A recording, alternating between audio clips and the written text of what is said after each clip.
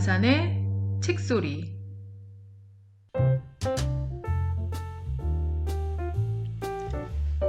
니체는 이렇게 물었다. 당신의 삶은 괜찮으세요?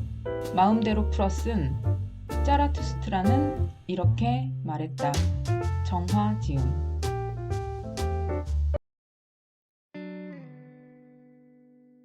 저도 되지 않을 짐.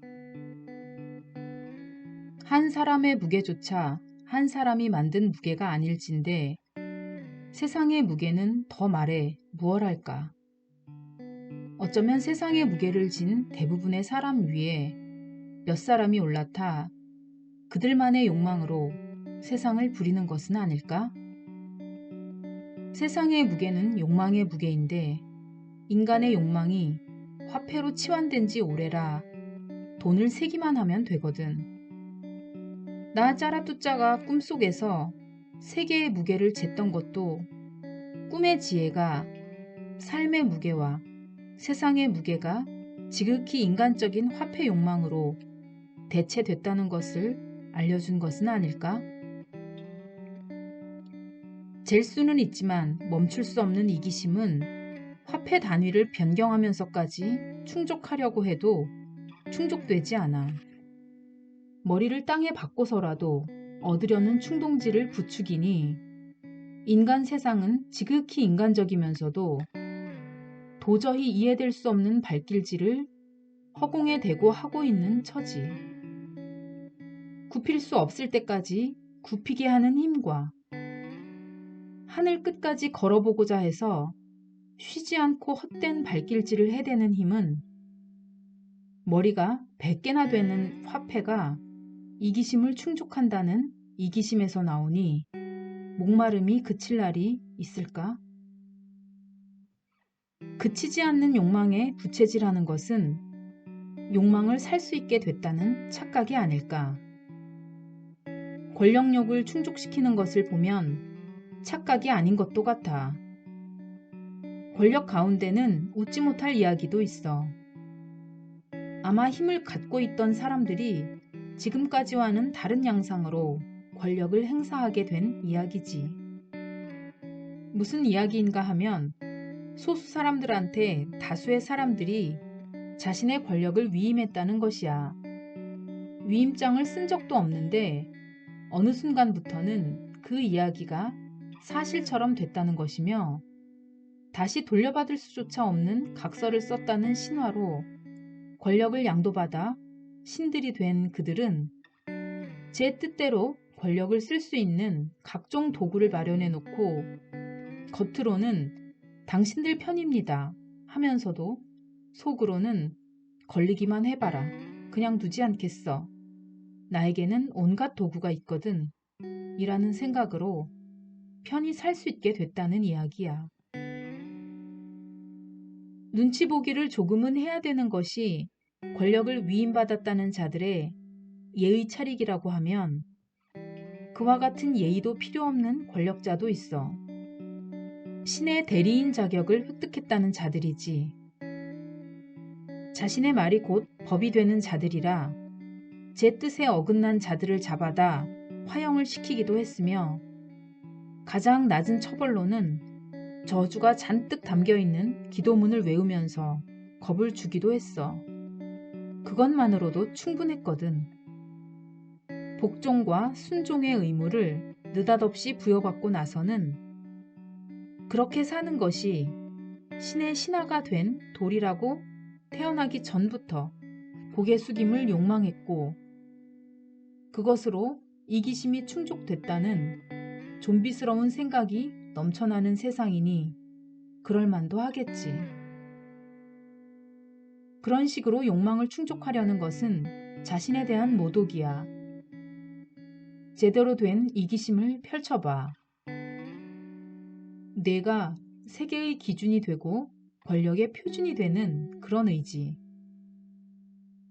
자신의 의지를 양도하고 보호구역에 머물면서 의미 없는 하루를 보내기가 어려워 신들과 권력자를 찬양하는 것을 일과로 삼는 그런 의지에서 벗어나야 돼.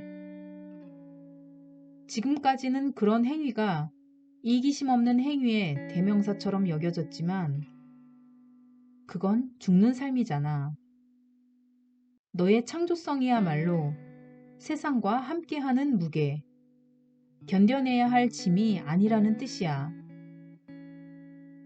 저도 되지 않을 무게에 짓눌려 어두운 마음이 그림자처럼 작동했던 시기가 위대하고 신성한 시절이 되도록 찬란한 이기심의 빛으로 어둠을 걷어내고 위대한 정오를 맞이하게 해. 제발.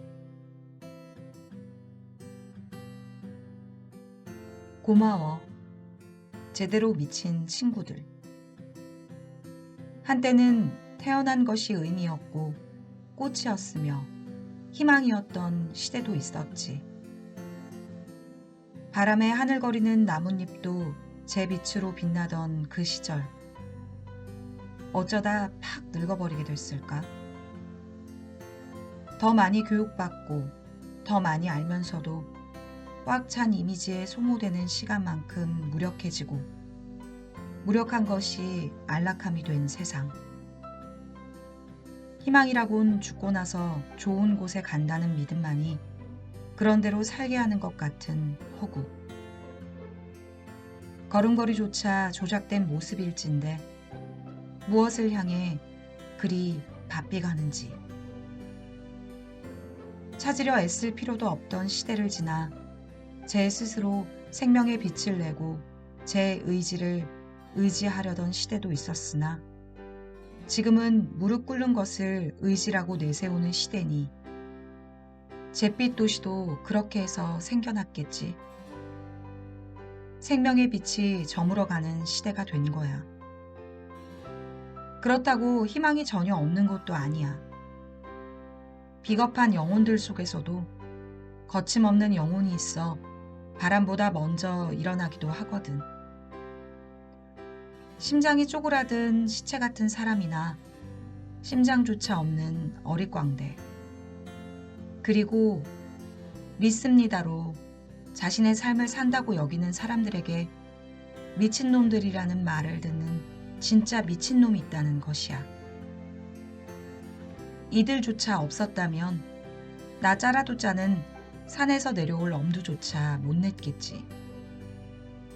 고마워, 미친 친구들.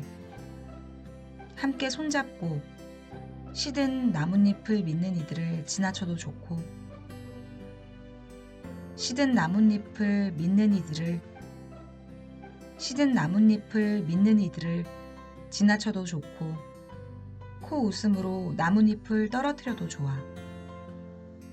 무릎 꿇는 놈들은 쪼그라든 심장조차 남아있지 않으니 좀비처럼 믿습니다 라는 구호에 맞추어 도망가도록 하는 것이 최상의 대처법. 넘어서려는 의지를 가리는 그림자를 넘어. 인간이 날아오를 수 있다면 탐욕도 덩달아 날아오르겠지. 어디까지 날아오를까?